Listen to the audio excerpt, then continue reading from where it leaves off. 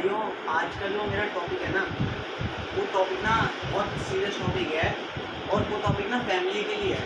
क्योंकि देखो, फैमिली ये सोचती है कि अगर हम अपने बच्चे को नशा मुक्ति केंद्र में भेजेंगे, और यही होता है, ठीक है। हम एक लड़के को उठा के लाए थे, हरिद्वार की बात है ये। मैं लड़के का नाम नहीं लूँगा यहाँ पर और किसी की बात नहीं करूँगा उल्टी, क्योंकि मैं नहीं चाहता कि किसी लड़का बदनाम हो जाए मेरी वजह से, है ना। तो अब उसमें ये हुआ, हम उसको उठा कर लाए तो वो पता क्या कहता है, उसके मम्मी डैडी नहीं है, उसकी ना सिस्टर है और सिस्टर का हस्बैंड है, जो भी है, मतलब उनकी छोटी सी फैमिली है। तो वो आते ही क्या बोलता है नशे में कि भाई इन्हें ना रुड़की नहीं पार होने देने का, जब मैं यहाँ से निकल जाऊँगा ना इन्हें गोली मार दूँगा निकल के, ठीक है जी। तो ये बात वो बोलता है वहाँ पे, हमारे साथ ही बैठा हुआ। अब हम उसे काउंसलिंग कर रहे थे, समझा रहे थे कि भाई नहीं, ऐसे नहीं बोला करते पेरेंट्स को। तो जो मेरा आज का टॉपिक है ना, वो पेरेंट्स के लिए है। पेरेंट्स एक चीज़ से डरते हैं कि कल को हम अगर अपने बच्चों को नशा मुक्ति केंद्र में भेजेंगे तो ये आके हमें मारेंगे। ये टॉपिक ना बहुत ज़्यादा मेन टॉपिक है, क्योंकि जिनका भी मेरे पास फ़ोन आता है ना कि हम नशा मुक्ति केंद्र में भेजते हैं, तो हमारा बच्चा कहता है कि मैं आते ही मारूंगा। ऐसा कुछ नहीं होता। जब वो नशे के दौरान होता है ना, तो उसको नशे में ना ये लगता है कि मैं ही हूँ सब कुछ, ठीक है। दूसरे तो सारे बेवकूफ़ हैं, है ना। हम जब उसको रिहैबिलिटेशन सेंटर में रखते हैं, एक हफ्ते हम उसको डिटॉक्स रूम में रखते हैं, जिसमें उसे बिल्कुल नहीं छेड़ा जाता, उसे रेस्ट दिया जाता है। एक हफ्ते तक वो रेस्ट करता है, हम उसे मेडिसिन देते हैं। मेडिसिन के नाम मैं आपको यहाँ पे बता नहीं सकता, बट हाँ, अगर मेरे को कोई कॉल करेगा तो मैं आपको बता भी दूँगा मेडिसिन के नाम क्या है, क्योंकि यूट्यूब ने मेरे को अलाउ नहीं कर रखा है कि, क्योंकि वो एक तरह से ड्रग फ्री मेडिसिन हैं, तो उन मेडिसिन के बारे में आपको मैं बता नहीं सकता हूँ, है ना।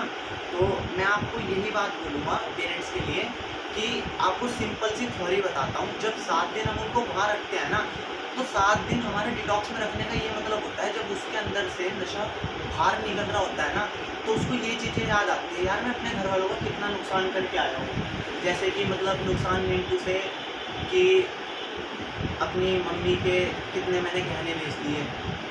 कुछ लड़के काफ़ी रिच होते हैं, है ना, तो कारें बेच दी, है ना। चोरी चकारी जो गरीब घर से होता है कि मैं कितनी चोरियां करके आया हूँ। मतलब जब हम उनकी शेयरिंग सुनते हैं ना, हमें वहाँ खुद एक बारी को रोना आ जाता है, ठीक है। तो वीडियो ना बना। तो उसमें बात पता क्या आ जाती है।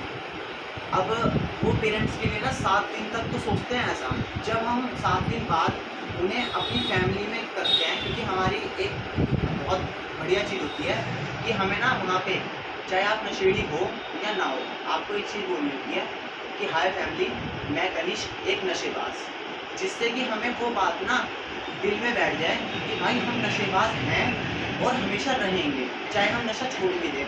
आज हमारी इमेज क्लियर है, हम नशा नहीं करते, बट जब हम अपने मोहल्ले में जाते हैं तो वहाँ पे जानते तो उसी नाम से है ना कि यार ये लड़का कनिष्क जो था, या विवेक जो था, या सागर जो था, अंकुर था, समझ लो। तो ना मतलब वो यही बात बोलते हैं कि जैसे तो वो यही बात बोलते हैं कि जैसे कि ना भाई, हमें अगर घर वालों ने भेजा, एक टाइम पे हमें वो बोलता था कि मैं घर वालों को आते ही मार दूंगा, कि भाई जिस दिन मैंने यहाँ से छूटूंगा।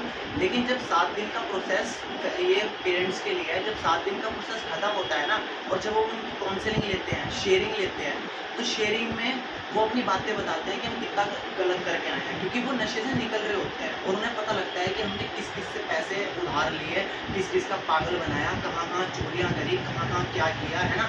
उन्हें रियलाइज़ होती है वो चीज़, वो इन्वेंट्री में यूज़ करते हैं। मैं डेफिनेटली कह रहा हूँ, बदतमीज़ से बदतमीज़ लड़का भी होगा ना, वो 15 दिन बाद ना अपने पेरेंट्स की तारीफ़ ही कर रहा होता है, क्योंकि हम उन्हें ये सिखा देते हैं कि भाई अगर तू बाहर होता ना, या तो इस टाइम तू चोरी चकारी करके जेल में पड़ा होता, ठीक है, नशे के दौरान, या तू पागल खाने में होता, क्योंकि नशेड़ी के लिए 3 ही जगह हैं, एक पागल खाना, ठीक है, दूसरी जेल, और तीसरा तो फिर आपको बताइए ऊपर, है ना, लकड़ियों के साथ। जैसे कईयों का कहना होता है, दोस्तों से पूछता हूँ कि भाई नशा कब छोड़ेगा, तो वो यही बात बोलता है कि भाई कनिष्क कब तो लकड़ियों के साथ ही जाएगी।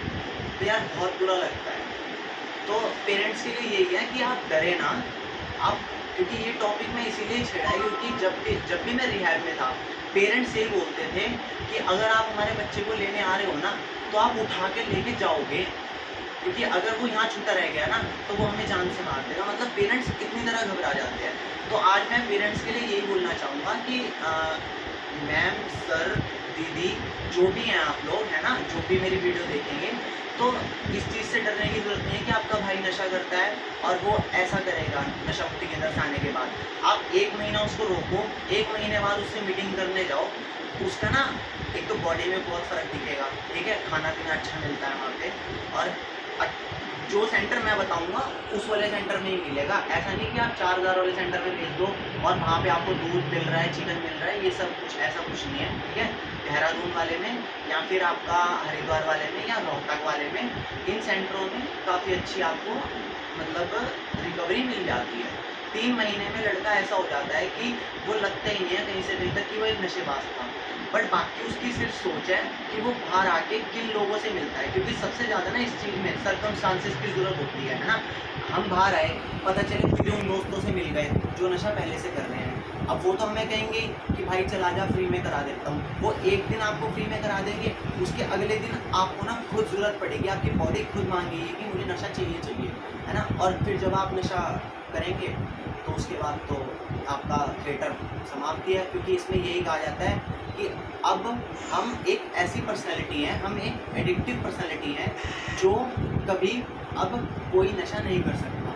क्योंकि अगर हम अब दारू पिएंगे, दारू में हमें वो किक नहीं मिलेगी, हम सुल्फा पिएंगे उसमें हमें वो किक नहीं मिलेगी, LSD लेंगे किक नहीं मिलेगी। जिसका जो नशा है ना उसको वही किक देगा, जिसका ब्राउन शुगर है उसको ब्राउन शुगर ही देगा, जिसकी LSD है उसका LSD ही देगा। और बाकी भाइयों बस यही है, पेरेंट्स के लिए थी ये वीडियो। तो पेरेंट्स बिल्कुल ना डरे इस चीज़ से। जब आप 1 महीने बाद अपने बच्चे से मिलने जाएंगे ना तो उसका रवैया ही कुछ और होगा, क्योंकि काउंसलिंग ही इस टाइप की हो जाती है। उनके माइंड को इतना शार्प कर दिया जाता है कि भाई पेरेंट्स ने तुम्हारे लिए अच्छा ही किया है। अगर वो तुम्हें यहाँ ना एडमिट कराते ना तो फिर पता नहीं तुम आज की डेट में यहाँ तो जेल में पड़े होते या फिर ऊपर पहुँचे होते या चोरी चकारी करके या पागल खाने में होते। तो उन्हें इन चीज़ों से काफ़ी कंफर्टेबल महसूस होता है जब इन्वेंट्री कराते हैं। अब मैं सारी बातें तो यहाँ पे बोल नहीं सकता नशा मुक्ति केंद्र की कि क्या होता है क्या नहीं होता, है ना। बट मैं डिस्क्रिप्शन में अपना नंबर दे दूँगा, यू विल कॉल मी। जिस भी पेरेंट्स को, मेरी भाई बहन को या जो भी आंटी अंकल को, जिसको भी कॉल करके पूछना हो मेरे से, वो मेरे से कंप्लीट डिटेल पूछ सकते हैं। लेकिन डरने की ज़रूरत नहीं है, एक नशेड़ी सिर्फ बोल सकता है, ठीक है ना। वो कुछ करता नहीं है नशे के दौरान, उसके बस का नहीं होता। जब वो सेंटर पहुंच जाता है और फिर 15-20 दिन बाद वो खुद एक अच्छी पर्सनैलिटी निकल के आता है। बाकी बाहर उसका ध्यान आप लोगों ने रखना होता है। और वो भी मैं एक वीडियो बनाऊंगा कि बाहर जब नशा मुक्ति केंद्र से आपका बच्चा बाहर आता है तो उसको आपने कैसे टैकल करना है, ठीक है। बाकी भाइयों और कुछ नहीं, जय श्री राम। अपना ध्यान रखिए। और मैं नहीं चाहता कि यूथ हमारा बेकार हो जाए, तो यूथ के लिए मैं ये वीडियो बनाता हूँ। मेरे को कोई पैसे तो मिल नहीं रहे वीडियोस बनाने के, है ना। तो मैं यूथ के लिए वीडियो बना रहा हूँ और ना मैं अपने फेम के लिए बना रहा हूँ। तो बस भाइयों यही थी, फैमिली के लिए है ये टॉपिक। आज सारा फैमिली के लिए था कि फैमिली को डरने की ज़रूरत नहीं है, अपने बच्चे को नशा मुक्ति केंद्र भेज दें।